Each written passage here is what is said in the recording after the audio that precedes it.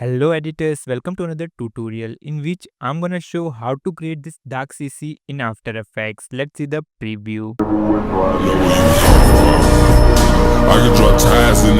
First create an adjustment layer. Now go to effects and presets and set brightness and contrast and apply it. Set brightness to -35 and contrast to 40. Now search hue and saturation and apply to the adjustment layer. Set master saturation to -40. Now search sharpen and apply it. Set sharpen amount to 30. Search unsharp mask and apply it. Set amount to 15 and radius to 10.